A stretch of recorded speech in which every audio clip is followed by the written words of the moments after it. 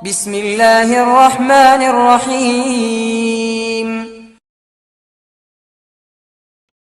മാനവന്റെ നീറുന്ന മനസ്സിന് സാന്ത്വനം സമ്മാനിക്കുന്ന അള്ളാഹുവിന്റെ ദർശനമായ ദീനുൽ ഇസ്ലാം പറയുന്നു, അല്ലയോ മാനവ മക്കളെ, മനുഷ്യരെ, നിങ്ങളുടെ മുന്നിൽ നിങ്ങൾ കാണുന്ന ശത്രുക്കളുടെ കാര്യത്തിൽ സാമ്പത്തികമായ ബാധ്യതയുടെ കാരണങ്ങളാൽ, മാരകമായ രോഗങ്ങളുടെ ഭീഷണി കാരണത്താൽ നിങ്ങൾ എന്തിന് ടെൻഷൻ അടിച്ച് ജീവിക്കണം?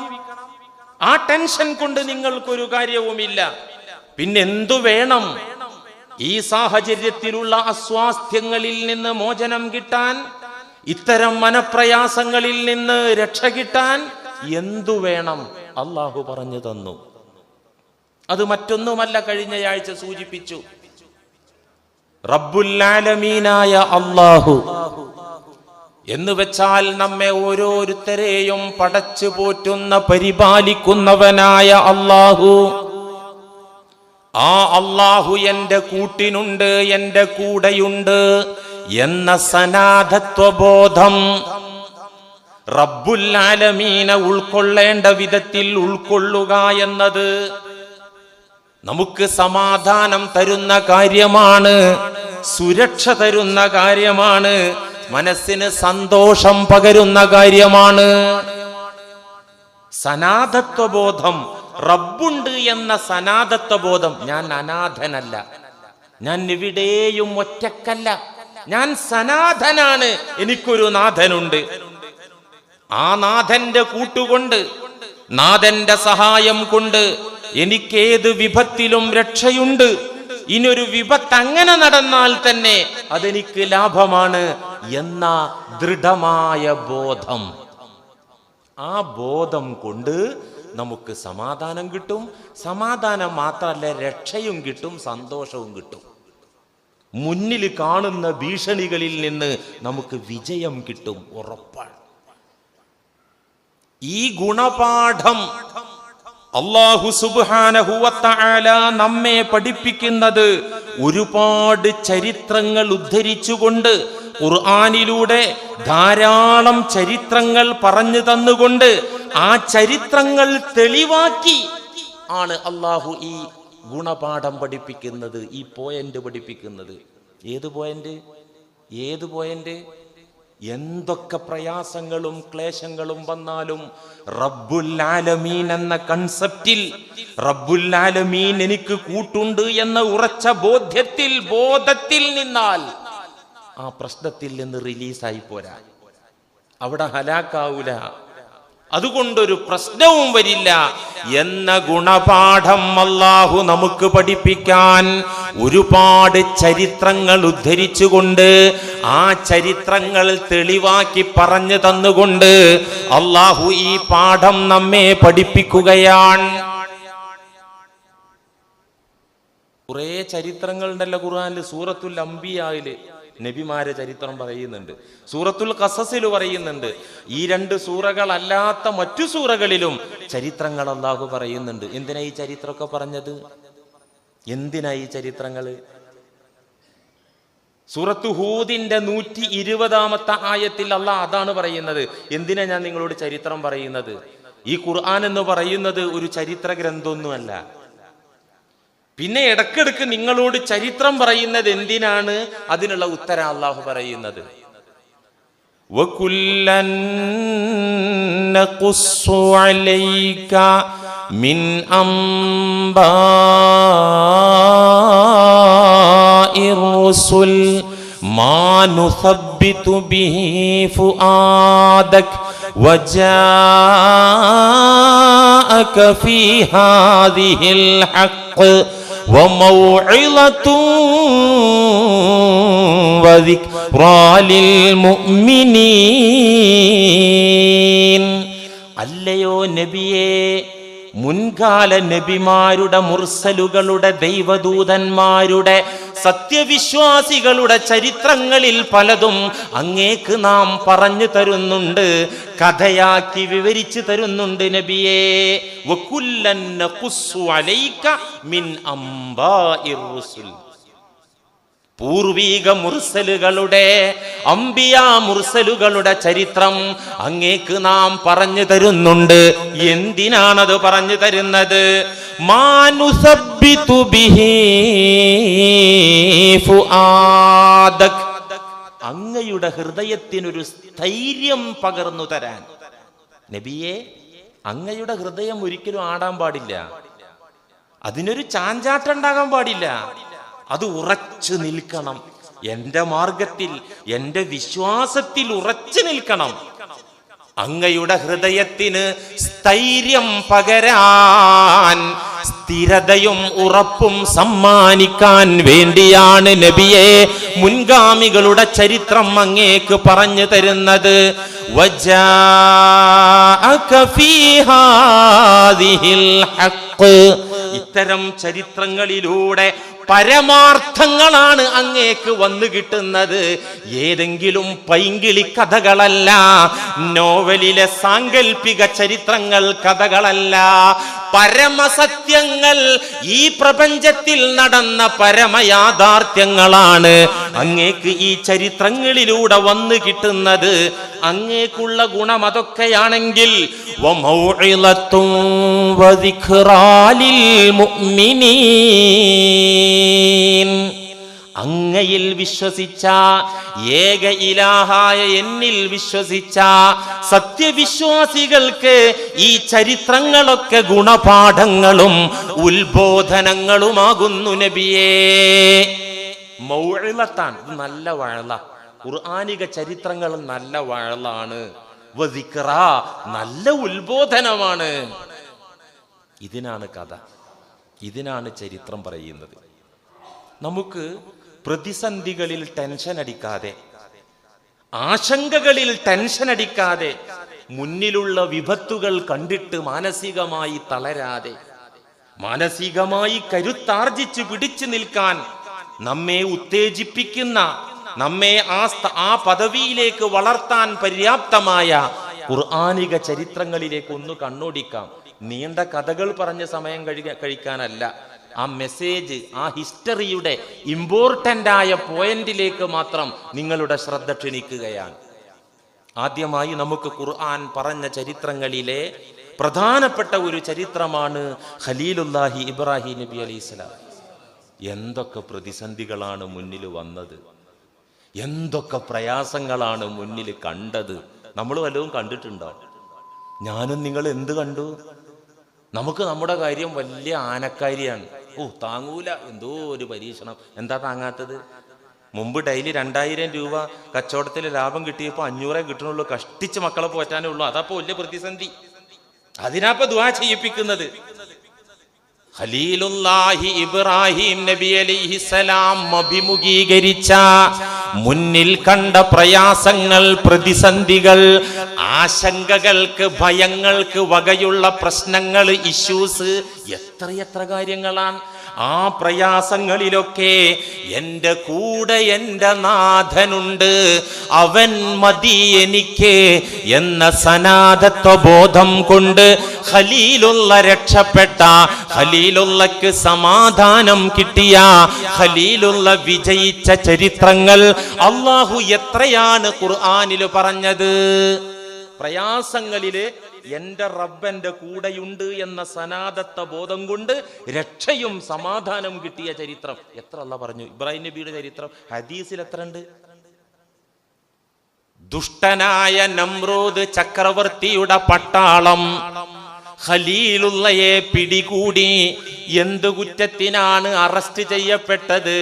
വിഗ്രഹങ്ങളെ തകർത്ത കുറ്റം. ചരിത്രം വളരെ സുദീർഘമാണ്, ഞാൻ അങ്ങോട്ട് പോകുന്നില്ല. അവരുടെ ആരാധ്യരെ തകർത്തു എന്ന കുറ്റം പറഞ്ഞ് മഹാനായ ഇബ്രാഹിം നബി അലൈഹിസ്സലാമിനെ നമ്രൂദ് രാജാവിന്റെ പട്ടാളക്കാർ അറസ്റ്റ് ചെയ്തു.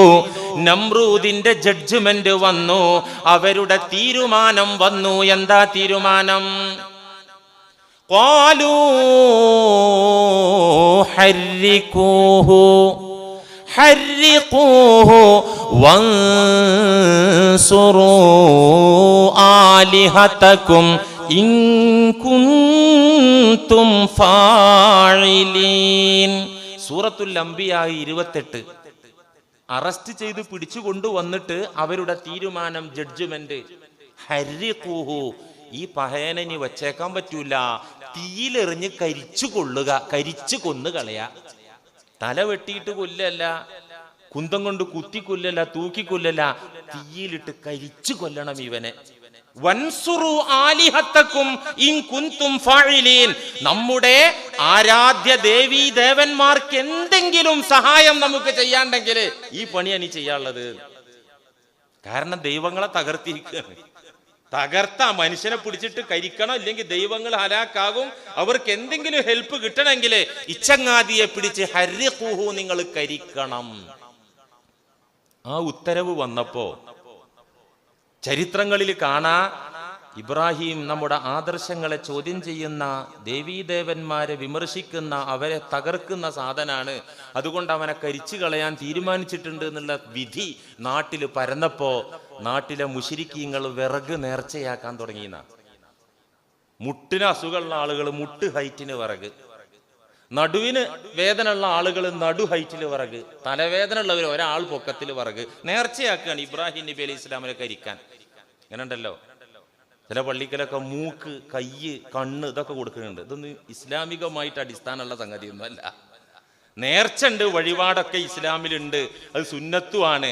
പക്ഷെ ഇത്തരം ഇസ്ലാം പഠിപ്പിക്കാത്ത നേർച്ച, പള്ളിക്കുറ്റി തുറന്നു നോക്കിയാൽ കയ്യും കാലൊക്കെ കാണുന്നത് നമ്മളാവൂല, ഇതര സഹോദര സമുദായത്തിലെ ആൾക്കാരായിരിക്കും എന്ന് നമുക്ക് അനുമാനിക്കാം. അതുകൊണ്ട് അതിൽ ഒരു വലിയ ആദർശ പ്രസംഗത്തിന്റെ കാര്യമൊന്നുമില്ല. എന്താവട്ടെ, ഇങ്ങനെ വിറക് കെട്ടുകൾ നേർച്ചയാക്കി പർവ്വത സമാനം വിറക് കുന്നുകൂടി, ഒരു വലിയ വിറകിന്റെ മല. അതിലവർ തീ കൊളുത്തി, തീ ആളിക്കത്താൻ തുടങ്ങി. മുകളിലൂടെ പറന്നു പോകുന്ന പക്ഷികൾ അതിലേക്ക് വെന്തുരുകി വീണ് ഭസ്മമായി. ചരിത്രത്തിൽ കാണാ, ഇത് കത്തി പിടിച്ചപ്പോ പിന്നെ അവർക്ക് ഇതിന്റെ അടുത്തേക്ക് പോകാൻ പറ്റണില്ല. ഈ സാധനത്തിനെതിരെ ഇതിൽ കൊണ്ടുപോയി ഇടണ്ടേ? ഇബ്രാഹിം നബി അലൈഹി സ്വലാമിനെ പിടിച്ചുകൊണ്ടുപോയിട്ട് ഈ തീയിലിടണ്ടേ? നമ്മുടെ വീട്ടിലെ അടുപ്പൊന്ന് നന്നായിട്ട് ആളി കത്തിയാല് നമ്മുടെ സഹോദരന്മാര് ഒന്ന് റിവേഴ്സ് അടിക്കുമല്ലോ, അതുപോലെ നമുക്ക് താങ്ങാൻ പറ്റൂല. ഇത് ആളി കത്തിയപ്പോ ഇതിന്റെ 4 അയലത്ത് അവർക്ക് അടുക്കാൻ പറ്റണില്ല. ഇനിയിപ്പോ എന്താ ചെയ്യാ? അപ്പോഴാണ് മിഞ്ചനീക്ക് എന്ന് പറയുന്ന സംവിധാനം. അന്നിപ്പോ പീരങ്കി ഒന്നുമില്ലല്ലോ. മിഞ്ചനീക്ക്, തെറ്റുവില്ല് എന്ന് പേരുള്ള അന്നത്തെ ഒരു സംവിധാനം, ഒരു ഉപകരണം. അതിനൊരു കുന്തമുണ്ട്. ആ കുന്തമുനയിൽ ഇബ്രാഹിം നബി അലൈഹിസ്സലാമിനെ വരിഞ്ഞു കെട്ടിയിട്ട് അങ്ങോട്ട് തൊടുത്തു വിടുക, എയ്ത് വിടുക. തീ അവിടെ ആളി കത്തുകയാണ്. കുറെ ഇപ്പുറത്ത് മിഞ്ചനീക്കിന്റെ കുന്തമുനയിൽ ഖലീലുള്ളയെ ആ കാപാലികന്മാർ വരിഞ്ഞു കെട്ടുകയാണ് അതിലേക്ക് തൊടുത്തെറിയാൻ വേണ്ടി. അപ്പോഴാണ് ആകാശത്തിന്റെ രാജകുമാരൻ മുഖറബുൽ അംലാക്ക് മലക്ക് ജിബ്രീൽ അലൈഹിസ്സലാം വന്നിട്ട് ഇബ്രാഹിം നബി അലൈഹിസ്സലാമിനോട് ചോദിക്കുന്നത്, അലക ഹാജത്തുൻ, നമ്മളൊക്കെ ഉണ്ട് ഇവിടെ, വല്ല ഹെൽപ്പും വേണോ? അള്ളാന്റെ മലക്കാ ചോദിക്കണത്, ഏതോ മമ്മദോ പോക്കരോ അല്ല. മലക്കുകളിൽപ്പെട്ട് ഏറ്റവും അള്ളാഹുവിന്റെ സാമീപ്യസ്ഥനായ മലക്ക് ജിബ്രീൽ അലൈഹിസ്സലാം വന്ന് ചോദിച്ചു, വല്ല ഹെൽപ്പും വേണോ, നമ്മുടെ വല്ല സഹായവും വേണോ? ആ സാഹചര്യം നമ്മുടെ അനുഭവമായിട്ട് നമ്മളൊന്ന് വിലയിരുത്തണം, മനസ്സിൽ കാണണം. ഖലീലുള്ള പറഞ്ഞ മറുപടി ഹദീസിൽ കാണാം, അമാ ഇലൈക ഫലാ ഹാജത ലീ, താങ്കളിലേക്ക് എനിക്ക് ആവശ്യമില്ല, താങ്കളുടെ ഹെൽപ്പ് എനിക്ക് വേണ്ടേ വേണ്ട. താങ്കളും എന്നെ പോലെ ഒരു പടപ്പാണ്, ഒരു സൃഷ്ടിയാണ്, ഒരു സൃഷ്ടിയുടെയും ഹെൽപ്പ് എനിക്ക് വേണ്ട. ഹസ്ബിയല്ലാഹു വ നിഅമൽ വകീൽ, എനിക്കല്ലാഹു മതി, എനിക്കല്ലാഹു മതി. ഞാൻ അല്ലാഹുവിനെ എന്റെ പ്രശ്നങ്ങൾ ഏൽപ്പിക്കുകയാണ്. കാര്യങ്ങൾ ഏൽപ്പിക്കാൻ ഏറ്റവും മെച്ചപ്പെട്ടവൻ അല്ലാഹു തന്നെ. കണ്ടോ, ഈ പ്രതിസന്ധിയുടെ നടുത്തളത്തിൽ ഇബ്രാഹിം നബി അലൈഹിസ്സലാം ഭൗതികമായ ഒരു സഹായവും തേടിയില്ല. സഹായം ഓഫർ വന്നപ്പോ അത് പുറങ്കാല് കൊണ്ട് തട്ടിത്തെറിപ്പിച്ചിട്ട് പറഞ്ഞു, എനിക്കെന്റെ റബ്ബ് മതി എന്ന സനാതത്വ ബോധം, രൂഢമൂലമായ വിശ്വാസം, എനിക്കെന്റെ റബ്ബ് മതി. അതിന് കൂലി കിട്ടി. അതിന് കൂലി കിട്ടി. നമ്മൾ മനസ്സിലാക്കും അതിന്റെ കൂലി എങ്ങനെയാണ്. ആ അഗ്നികുണ്ഡത്തിൽ ചെന്നിട്ടുണ്ട് വെന്താണ് ഷഹീദായിട്ട് പിന്നെ സ്വർഗത്തിൽ ഇങ്ങനെ രാജകുമാരനായിട്ട് വരും. ഈ കൂലിയല്ല കിട്ടിയത്, ഈ ലോകത്തതിനുള്ള കൂലി കിട്ടി. ഖുൽനാ യാ നാറു കൂനി ബർദൻ വസലാമൻ അലാ ഇബ്രാഹിം. അല്ലാഹു പറഞ്ഞു, അംബിയാഇന്റെ 69-ാമത്തെ ആയത്ത് തുടർന്നുള്ള ആയത്ത് നാം പ്രഖ്യാപിച്ചു, നാം ഉത്തരവിട്ടു. പ്രപഞ്ചനാഥൻ പറയുന്നു, യാ നാറു, അല്ലയോ അഗ്നിയേ, അല്ലയോ തീയേ, കൂനീ, നീ ആയിത്തീരണം, ബർദൻ, തണുപ്പായി തീരണം, വസലാമൻ, രക്ഷയുമായി തീരണം, അലാ ഇബ്രാഹിം, എന്റെ ദാസൻ ഇബ്രാഹിമിന്റെ കാര്യത്തിൽ നീ തണുപ്പും രക്ഷയുമാകണം. വെറും തണുപ്പ് എന്ന് പറഞ്ഞാൽ തണുത്ത് വരച്ച് മരിച്ചു. ഒരു എയർ കണ്ടീഷൻ സംവിധാനം അഗ്നിയെ നീ ഇബ്രാഹിമിന്റെ കാര്യത്തിലാകണം, അലൈഹിസ്സലാം ആകണം.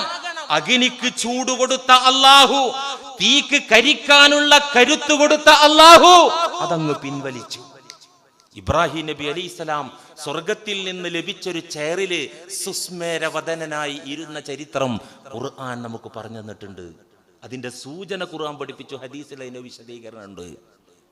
കണ്ടോ എന്തുകൊണ്ടാ രക്ഷപ്പെട്ടത്? എന്തുകൊണ്ടാ രക്ഷപ്പെട്ടത്? എന്റെ റബ്ബെനിക്ക് മതി, എന്റെ റബ്ബെനിക്ക് മതി തന്നെ. ഒരു നബിയുടെ കഥ മാത്രമല്ല, എല്ലാ നബിമാരുടെയും ചരിത്രത്തിൽ നിന്ന് അല്ലാഹു നമുക്ക് പറഞ്ഞു തരുന്നത് ഈ പോയിന്റാണ്. മുഅ്മിനീങ്ങളെ, പ്രിയമുള്ള യുവാക്കളെ, ഇക്കമാരെ, സഹോദരന്മാരെ, സുഹൃത്തുക്കളെ, കലീമുല്ലാഹി മൂസ അലൈഹിസ്സലാം, ഖുർആനിൽ ഏറ്റവും അധികം പേര് പറയപ്പെട്ട നബിയാണ് ആര്? മൂസ നബി അലൈഹിസ്സലാം. ആ നബിന്റെ ചരിത്രം തന്നെയല്ലേ അല്ലേ? ലോകം കണ്ട ഏറ്റവും വലിയ വർഗീയവാദിയും സ്വേച്ഛാധിപതിയുമായ അഹങ്കാരിയായ ദുഷ്ടചക്രവർത്തിയാണ് ഫിർഔൻ ലഅനത്തുല്ലാഹ്. ഈജിപ്ത് എന്ന രാജ്യം അടക്കി ഭരിച്ച ദുഷ്ടനായ ചക്രവർത്തി ഫറോവ. ആ ഫറോവയുടെ കിരാതമർദ്ദനങ്ങളിൽ എരിപിരികൊണ്ട പാവപ്പെട്ട അന്നത്തെ ന്യൂനപക്ഷങ്ങളായ ഇസ്രായേലി മക്കള്, ഇന്ത്യയിൽ ന്യൂനപക്ഷമായ മുസ്ലിം ഉമ്മത്തിന്റെ പ്രശ്നമൊന്നും അല്ലായിരുന്നു അന്ന്. ഇന്നിപ്പോ നമ്മുടെ പ്രധാനമന്ത്രി ഇവിടെ കാക്കാന്മാർക്ക് പിള്ളേര് ജനിക്കുമ്പോ ആണാണെങ്കിൽ വെട്ടിക്കൊല്ലണം എന്നൊന്നും ഉത്തരവിട്ടിട്ടില്ലല്ലോ. അള്ളാഹു കാക്കട്ടെ, അങ്ങനൊന്നും ഉത്തരവിട്ടിട്ടില്ലല്ലോ. അതുണ്ടായിരുന്നു അന്ന്. ഖിബ്തി വംശജനായ ഫറോവ വലിയ ലോകം കണ്ട വലിയ വർഗീയവാദിയായിരുന്നു. ആ വർഗീയവാദത്തെ അള്ളാഹു തകർത്തത് എല്ലാ ലോകത്തിനും പാടാണ്. ഇസ്രായേലി മക്കൾ എരിപിരി കൊണ്ടു ദുർബലരായി, നിന്ദ്യരായി, നിസാരരായി ആ കിരാത ഭരണത്തിന് കീഴിൽ അവർ വല്ലാതെ പ്രയാസപ്പെട്ടു. അവസാനം ഫറോവയുടെ സമയമെത്തിയപ്പോ, ഫിറഔനെ തകർക്കാൻ അള്ളാഹു തീരുമാനിച്ച സമയമെത്തിയപ്പോ അള്ളാഹു മൂസാ നബിയോട് പറഞ്ഞതെന്താ? സൂറ ശുഅറായിൽ ഇത് ആ ചരിത്രം ഇങ്ങനെ പറയുന്നുണ്ട്. വഔഹൈനാ ഇലാ മൂസാ അൻ അസ്രി ബിഇബാദി ഇന്നകും മുത്തബഊൻ. കുറേ കൊല്ലം അവരടങ്ങാറായി. ഒരു 5 കൊല്ലം, അത് കഴിഞ്ഞിട്ട് പിന്നെ ഒരു 5 കൊല്ലം കൂടിയും, അത് കഴിഞ്ഞിട്ട് പിന്നെ ഒരു 5 കൊല്ലം കൂടിയും. അതൊന്നല്ല, ഒരു 100 കൊല്ലം അനുഭവിച്ച തീരാത്ത പ്രയാസം കുറഞ്ഞ നാളുകൊണ്ട് ഇസ്രായേലി മക്കൾ സഹിച്ചു. അവസാനം അല്ലാഹ് പറഞ്ഞു, എന്തു പറഞ്ഞു? വഔഹൈനാ ഇലാ മൂസ, മൂസാക്ക് നാം സന്ദേശം അറിയിച്ചു, വഹി കൊടുത്തു. അൻ അസ്രി ബിഇബാദി, എന്റെ അടിമകളെയും കൂട്ടി രാത്രി ഇവിടുന്ന് സ്റ്റാൻഡ് വിടണം. രാത്രിയുടെ കൂരിരുട്ടിൽ ഫറോവൻ പട്ടാളത്തിന്റെ കണ്ണുവെട്ടിച്ചുകൊണ്ട് ഈജിപ്തിന്റെ ഈ വർഗീയ കോമരങ്ങളുടെ കണ്ണുവെട്ടിച്ചുകൊണ്ട് രാത്രി സമയത്ത് ആരുമറിയാതെ അങ്ങയിൽ വിശ്വസിച്ച, എന്നിൽ വിശ്വസിച്ച എന്റെ അടിമകളെയും കൂട്ടിക്കൊണ്ട് ഈജിപ്തിൽ നിന്ന് പലസ്തീനിലേക്ക് പലായനം ചെയ്യണം, നാട് വിട്ടു പോകണം. ഇപ്പൊ നാട് വിടേണ്ടി വന്നത്ര ബേജാറൊന്നുമില്ല. അള്ളാഹ് കാക്കട്ടെ. പിറന്ന മണ്ണിൽ നിന്ന് പോകാൻ ആർക്കും താല്പര്യമൊന്നും ഉണ്ടാവില്ല. ഖുർആൻ പറഞ്ഞ ചരിത്രത്തിലൊക്കെ ഒട്ടുമിക്ക ആൾക്കാരൊക്കെ നാട് വിട്ടവരാണ്. അതുകൊണ്ട് എന്താ അവർക്ക് ഉണ്ടായത്? സ്വന്തം നാട്ടിലേറെ വലിയ സ്വീകാര്യതയും സന്തോഷവും ബലവും കിട്ടി. എൻ്റെ ഈ പ്രസംഗം ഇന്ത്യ വിട്ടുപോകാൻ മുസ്ലിമുകളെ പ്രേരിപ്പിക്കുന്നു എന്നല്ല കേട്ടോ. അതൊന്നും കേട്ട് നമ്മൾ മുട്ടുവറക്കണ്ടെന്നാ പറഞ്ഞത്. ഇതൊന്നും ഈ സമുദായത്തിന്റെ ഒരു പുത്തിരിയല്ല. ഇത് കേൾക്കുന്നതും ഇനി അനുഭവിക്കേണ്ടി വന്നാൽ അനുഭവിക്കാനും അതൊന്നും ഒരു പ്രശ്നമൊന്നുമല്ല. പക്ഷെ നമുക്ക് വേണ്ട, നമുക്ക് അള്ളാഹുവിനോട് തിരിച്ച് ദുആ ചെയ്യാം. രാത്രി ഇവിടുന്ന് സ്റ്റാൻഡ് വിടണം.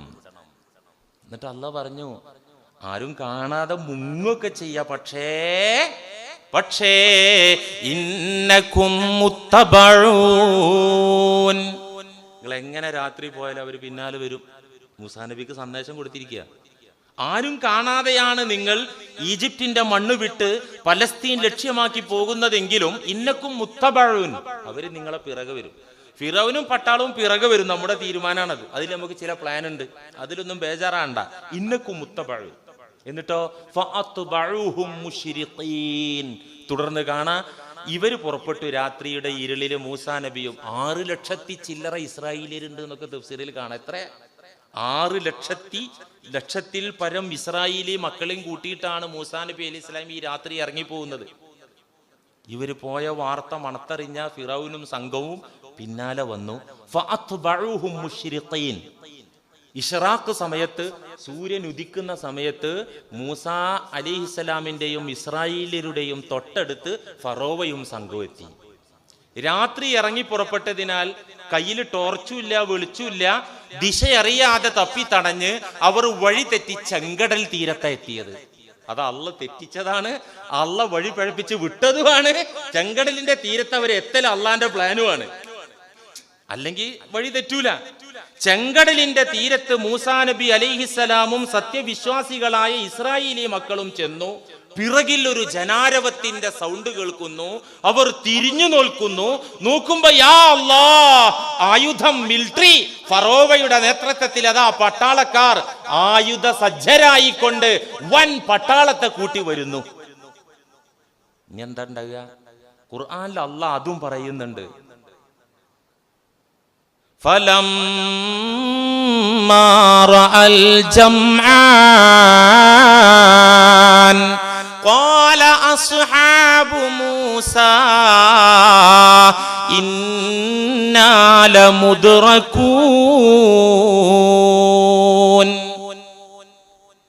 രണ്ട് സംഘവും പരസ്പരം കണ്ടപ്പോൾ ഈ സൗണ്ട് കേട്ടിട്ട് മൂസാ നബിയുടെ കൂടെയുള്ള ഇസ്രായേലിയരെ തിരിഞ്ഞു നോക്കിയപ്പോ ഇവര് ഫിറൗനെയും പട്ടാളത്തെയും കൊണ്ട് അവർ ഇവരെയും കണ്ടു. ഈ രണ്ട് ജംഅ് സംഘങ്ങൾ പരസ്പരം കണ്ടപ്പോ ഖാല അസ്ഹാബു മൂസ, മൂസാ നബിയുടെ ജനതയായ സത്യവിശ്വാസികൾ ഇസ്രായേലികൾ പറഞ്ഞു, ഇന്നാല മുദ്റകൂൻ, മൂസേ പിടിച്ചുട്ടോ. പിടിക്കും എന്നല്ല പറഞ്ഞത്, ഇന്നാല മുദ്റകൂൻ, നാം പിടിക്കപ്പെട്ട് കഴിഞ്ഞു. പിടിക്കപ്പെട്ടില്ലേ? മുന്നിൽ ചെങ്കടല, ഒരു വഞ്ചി പോലും ഇല്ല. ഇനി വഞ്ചി ഉണ്ടായ 6 ലക്ഷം ആളുകൾക്ക് പോകാൻ പറ്റുമോ? സിറിയയിൽ നമ്മൾ കണ്ടില്ലേ? ഇല്ലേ? ആയിരക്കണക്കിന് ആളുകൾ ചെറിയ ബോട്ടുകളിൽ എന്താ ഉണ്ടായതെന്ന് കണ്ടില്ലേ? നീ വഞ്ചി ഉണ്ടായാൽ തന്നെ എന്ത് ചെയ്യാൻ പറ്റും? മുന്നിൽ ചെങ്കടലാണ്, പിറകിൽ ആയുധമേന്തിയ ഫറോവയുടെ പട്ടാളമാണ്, മധ്യത്തിൽ നമ്മളാണ്. ബുദ്ധി കൊണ്ട് ആലോചിച്ചാൽ നോ ഓപ്ഷൻ. രക്ഷക്കൊരു പിടിവള്ളി ഉണ്ടോ? ഒന്നുകിൽ ഭൂമിയിലേക്ക് ആണ്ടുപോകണം, അല്ലെങ്കിൽ ആകാശത്തേക്ക് പൊങ്ങിപ്പോകണം. ഇതല്ലാത്ത ഏത് ഓപ്ഷനാണ് അവിടെ ഉള്ളത്? പിറകിൽ ഫിറൗനും പട്ടാളവും സർവായുധങ്ങളുമായി കൊല്ലാൻ വരികയാണ്, മുന്നിൽ ചെങ്കടലുമാണ്. ഖാല അസ്ഹാബു മൂസ, മൂസാ നബിയുടെ ജനത പറഞ്ഞു, ഇന്നാല മുദ്റകൂൻ, തീർച്ചയായും നാം പിടിക്കപ്പെട്ട് കഴിഞ്ഞു, പിടിക്കപ്പെട്ടിരിക്കുന്നു. പിടിച്ചിട്ടില്ല, അതിന്റെ മുമ്പ് അവർ പറഞ്ഞു പിടിച്ചു മൂസേ, ഇനി രക്ഷയില്ല. മൂസാ നബി എന്താ പറഞ്ഞത്? സംഗതി ശരിയാണ്, ഇപ്പൊ നമുക്കാണ് മരിക്ക, നാളെ സ്വർഗത്തിൽ വെച്ച് കാണാ. ഇതാണ് പറഞ്ഞത്. നമ്മൾ വഴുതറിയുമ്പോ അങ്ങനെയല്ലേ പറയാ, സംഗതി ശരിയാണ്, കുടുങ്ങിയിട്ടുണ്ട്, ഇനിയിപ്പൊ ഇവിടുന്ന് ജീവിതമല്ല, വല്ല ആഗ്രഹമൊക്കെ ഉണ്ടെങ്കിൽ പെട്ടെന്ന് തീർത്തോളൂ, ഇനി മരിക്കന്നെയാണ്, നാളെ സ്വർഗത്തിൽ ഇൻഷാ അല്ലാഹ് ഒരുമിച്ച് കൂടാം. ഇതല്ല പറഞ്ഞത് മൂസാ നബി, ഇതല്ല പറഞ്ഞത്. എന്താ പറഞ്ഞത്? ഖാല കല്ലാ ഇന്ന മഈ റബ്ബി സയഹ്ദീൻ. ഖാല മൂസാ നബി പറഞ്ഞു, കല്ല, ഇല്ലടോ, ഇല്ല, നാം പിടിക്കപ്പെട്ടിട്ടില്ല. നിങ്ങൾ ആരെങ്കിലും പിടിച്ചോ? ഫിറൗന്റെ പട്ടാളം നിങ്ങൾ ആരെയും പിടിച്ചോ? കല്ല, പിടിക്കപ്പെട്ടിട്ടില്ല. ഇന്ന മഈ റബ്ബി, എന്റെ കൂടെ എന്റെ റബ്ബുണ്ടടോ. ഞാൻ മാത്രല്ല, എന്റെ കൂടെ എന്റെ റബ്ബുണ്ടടോ, എന്റെ പരിപാലകനായ അള്ളാഹു ഉണ്ടടോ. സയഹ്ദീൻ, നമുക്കാ വഴി അറിയാത്തത്, നമുക്ക് വഴിയറിയില്ല. മുന്നിൽ ചെങ്കടലാണ്, പിറകില് പട്ടാളാണ്, വഴി അറിയില്ല. ഇങ്ങോട്ടിന് പോവാ, വഴി അറിയില്ല, നമുക്കാണ് വഴി അറിയാത്തത്. സയഹ്ദീനി, ആ റബ്ബ് നമുക്ക് വഴി കാണിച്ചു തരും, ആ റബ്ബ് എനിക്ക് വഴി കാണിച്ചു തരും, എനിക്കത് ഉറപ്പുണ്ട് എന്ന് പറഞ്ഞു. ഈ സനാതത്വ ബോധം, ഏത് സനാതത്വ ബോധം? ഒന്ന് ആലോചിച്ച് നോക്കൂ, ആ അവസ്ഥ ഒന്ന് ആലോചിച്ച് നോക്കൂ. മുന്നില് കടലും പിന്നില് പട്ടാളവും, എന്റെ റബ്ബ് എന്റെ കൂടെയുണ്ട്, എനിക്ക് ഉറപ്പാണ്, അവൻ ഒരു ഓപ്ഷൻ തെളിയിച്ചു തരും എന്ന് പറഞ്ഞു നിന്നതിന്റെ ആ സനാതത്വ ബോധത്തിന്റെ ഫലം, ആ രൂഢമൂലമായ വിശ്വാസത്തിന്റെ ഫലം എന്താണ്ടായത്? എന്താണ്ടായത്? ഫഔഹൈനാ ഇലാ മൂസാ അനിളുരിബ് ബിഅസാകൽ ബഹർ ഫൻഫലഖ് ഫകാന കുല്ലു ഫിർഖിൻ കത്തൗദിൽ അളീം. വിശുദ്ധ ഖുർആൻ ആ ഒരു ഉറച്ച ബോധ്യത്തിന്റെ ഫലം എന്താണ്ടായത്? ഫഔഹൈന, അല്ലാഹ് പറയാണ്, ഞാൻ ഉടനെ വഹയി കൊടുത്തു മൂസാ നബിക്ക്. ഇനി നേരം കാത്തിരിക്കാൻ നേരമില്ലല്ലോ, ഉടനെ നാം വഹയി കൊടുത്തു. ആ ചെങ്കടലിൽ മൂസാ, താങ്കളുടെ കയ്യിലുള്ള വലം കയ്യിലുള്ള വടി ഉണ്ടല്ലോ, ആ വടി കൊണ്ട് ആ ചെങ്കടലിൽ അടിക്കൂ. മൂസാ നബി അടിച്ചു. ഫംഫലഖ, ചെങ്കടൽ പിളർന്നു. പിളർന്നിട്ട് ഏതുപോലെ പിളർന്നു? ഫകാന കുല്ലു ഫിർഖിൻ ഖത്തൗദിൽ അളീം. രണ്ടു ഭാഗത്തേക്ക് ചെങ്കടൽ അങ്ങ് പിളർന്നു മാറി നിന്നപ്പോ ഓരോ ഭാഗവും ഭീകരം പർവ്വതം പോലെ വെള്ളം പൊങ്ങി നിന്നു. ഖത്തൗദിൽ അളീം, വലിയ പർവ്വതം പോലെ ഇരുവശത്തേക്കും വെള്ളം അങ്ങോട്ട് മാറി നിന്നു. എന്നിട്ടോ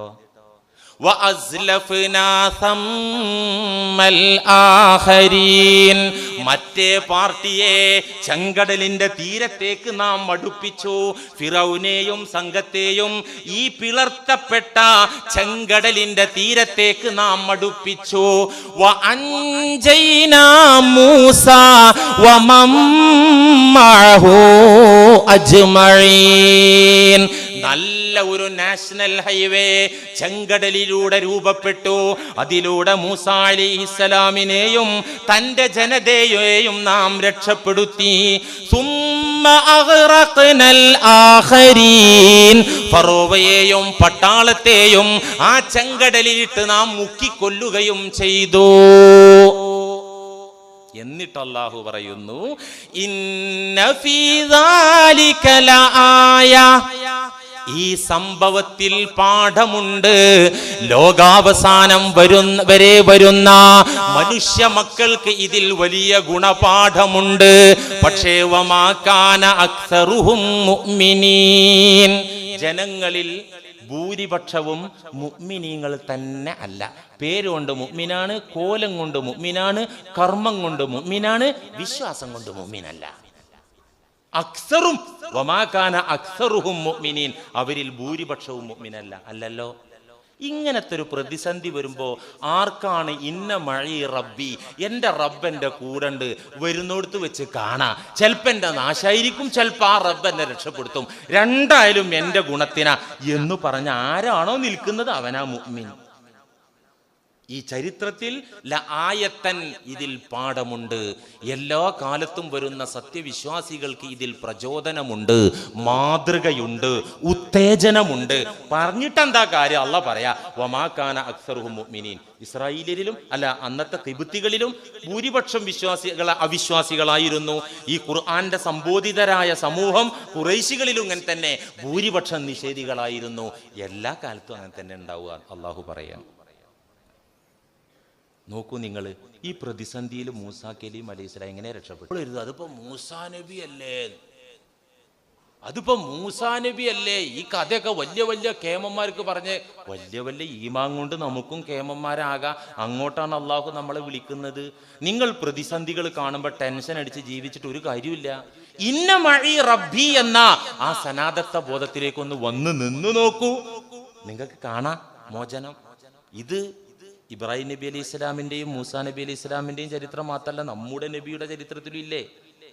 ഹിജ്റയുടെ വേളയിലെ മക്ക വിട്ട് മദീനയിലേക്ക് ആദ്യം ഒരു സംഘം സഹാബത്തിനെ പറഞ്ഞു വിട്ടു. കുറെ ആണുങ്ങളെ വിട്ടു, കൊച്ചുങ്ങളെ വിട്ടു, സ്ത്രീകളെ വിട്ടു. അങ്ങനെ അള്ളാന്റെ തീരുമാനം വന്നപ്പോൾ നബി തങ്ങൾ ഇറങ്ങുന്ന രാത്രിയിൽ ഖുറൈശികൾ വീട് വളഞ്ഞല്ലോ വാളും പിടിച്ചിട്ട്. ഏത് വഴിക്ക് വന്നാലും വീട്ടിൽ നിന്ന് ഇറങ്ങട്ടെ, വെട്ടിക്കൊല്ലാന്നും പറഞ്ഞിട്ട് അള്ളാഹു അവരെ ഉറക്കി. നബി തങ്ങൾ തന്റെ വിരിപ്പിൽ അലി റളിയല്ലാഹു അൻഹുവിനെ കിടത്തിയിട്ട് സിദ്ദീഖുൽ അക്ബർ തങ്ങളും നബി തങ്ങളും രാത്രി വിട്ടു. നേരെ വിട്ടിട്ട് ഖുറൈശികൾ നേരം വെളുത്തപ്പോഴാണ് നോക്കുമ്പോൾ തൻ്റെ വിരിപ്പിൽ അലിയാർ ഉറങ്ങുന്നത് അവർ കണ്ടത്. വമ്പിച്ച രോഷത്തോടു കൂടെ, ആഹാ മുഹമ്മദ് നമ്മുടെ കണ്ണും വെട്ടിച്ച് കടന്നു കളഞ്ഞോ, വരുവാടാ നമുക്ക് സെർച്ച് ചെയ്യാം, പർവ്വത നിരകളും മരുഭൂമിയും നമുക്ക് നന്നായിട്ട് പരതാം. അവർ പിറകെ വന്നല്ലോ. ഗോറ് സൗറിൽ സിദ്ദീഖുൽ അക്ബറും നബി തങ്ങളും ഒളിച്ചിരിക്കുമ്പോ ഗുഹാമുഖത്ത് മക്കാ മുശ്രിക്കുകൾ എത്തിയല്ലോ. അവരെ കാലിങ്ങനെ കാണുന്നുണ്ട് ആ ഗുഹാമുഖത്ത്. ഗുഹക്കകത്തിരിക്കുന്ന സിദ്ദീഖുൽ അക്ബർ പറഞ്ഞു, യാ റസൂലല്ലാ, എൻ്റെ കാര്യം പ്രശ്നമല്ല, ഞാൻ എന്തെങ്കിലും ആയിക്കോട്ടെ, എന്നെ അവർ ഇഞ്ചിഞ്ചായി നുറുക്കിക്കൊന്നോട്ടെ, തങ്ങളെ അങ്ങേക്ക് വല്ലതും പറ്റിയാൽ അതെനിക്ക് സഹിക്കാൻ പറ്റൂല. ലൗ അന്ന അഹദഹും നളറ തഹത ഖദമൈഹി ല അബ്സർന. അവരിൽ ഒരാൾ ഒന്ന് കുനിഞ്ഞു നോക്കിയാല് ല അബ്സർന, നമ്മളെ കാണുമല്ലോ നബിയേ, നമ്മളെ പിടിക്കുമല്ലോ അവര് നബിയേ. എന്താ അള്ളാന്റെ റസൂൽ അപ്പ പറഞ്ഞത്? എന്താ പറഞ്ഞത്? യാ അബൂബക്കർ, അബൂബക്കറെ, മാ ലന്നുക ബിസ്നൈൻ, ഈ രണ്ടാളുകളെ കുറിച്ച് നീ എന്താ വിചാരിച്ചത് അബൂബക്കറെ? അല്ലാഹു സാലിസുഹുമാ, ഇവിടെ നമ്മൾ രണ്ടാളും ഒറ്റക്കല്ല, മൂന്നാമനായി അള്ളാഹു ഇല്ല അബൂബക്കറെ. എന്തിനങ്ങനെ ബേജാറാകുന്നത്? ബേജാറാകരുത് തന്നെ പറഞ്ഞു. ഖുർആനിൽ ഇത് പറയുന്നുണ്ട്. സൂറത്ത് തൗബ 40-ാമത്തെ ആയത്ത് നോക്ക്. സാനിയസ്നൈൻ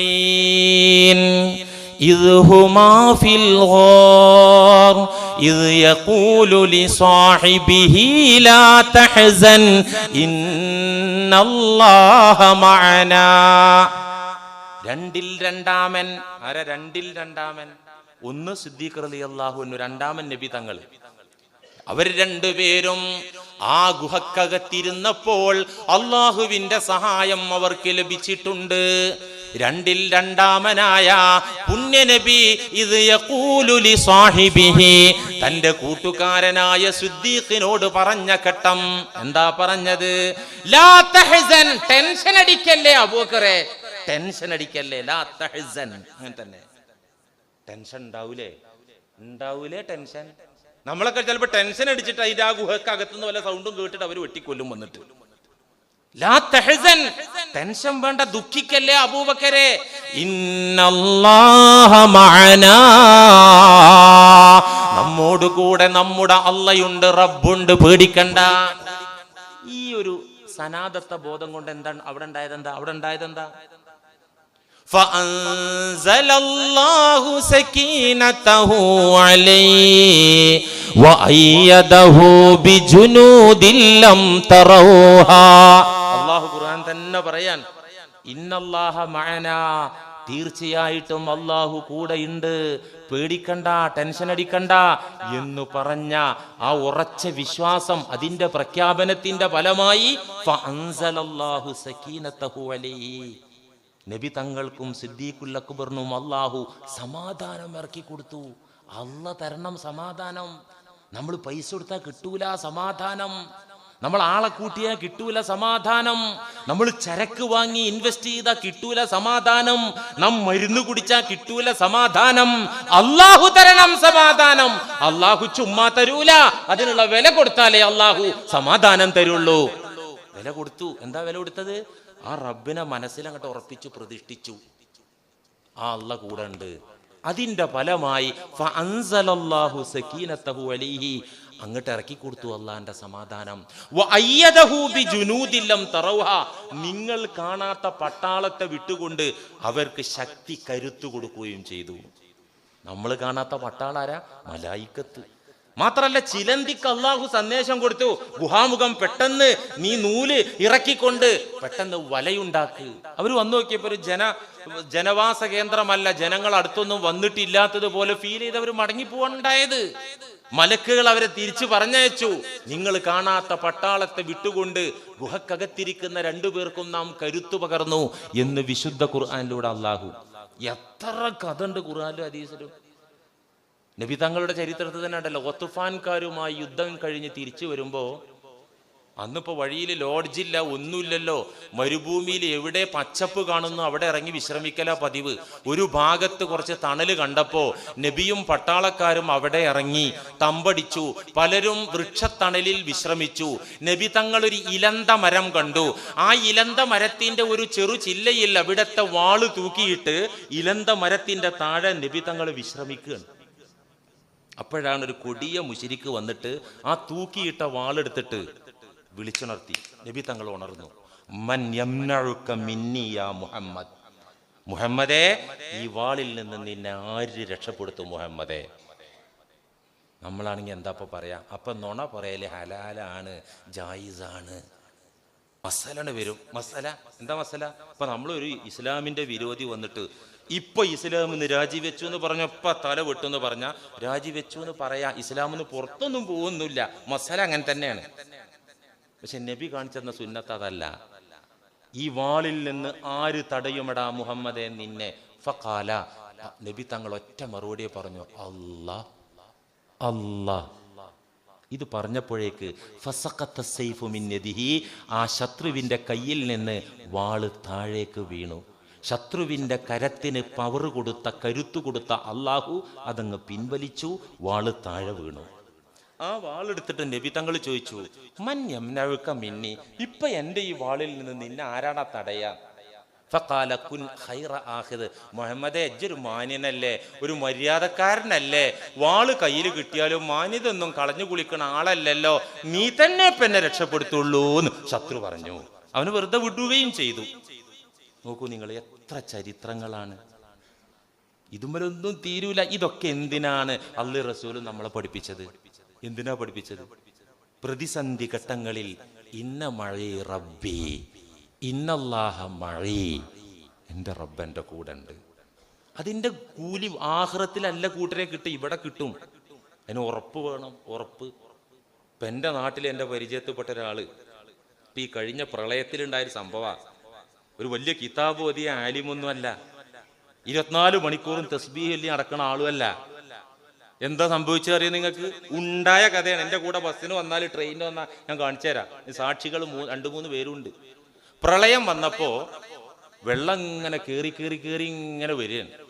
ഇത് കണ്ട് വീട് പണി നടക്കുകയാണ്. മുകളിലൊന്നും സ്റ്റെയറൊന്നുമില്ല, പണി നടക്കുകയാണ്. ഒരു സാധനം മുകളിലേക്ക് കയറ്റാൻ വയ്യ.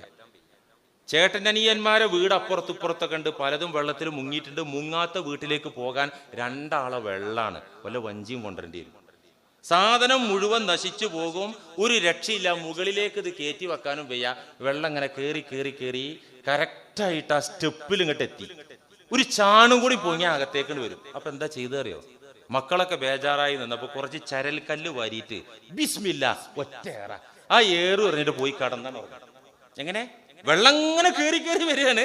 ഈ ചരൽക്കല്ലും കൊണ്ട് ഒരു ഏറങ്ങോട്ട് എറിഞ്ഞിട്ട് മൂപ്പര് പുതച്ചങ്ങോട്ട് കിടന്നുറങ്ങി.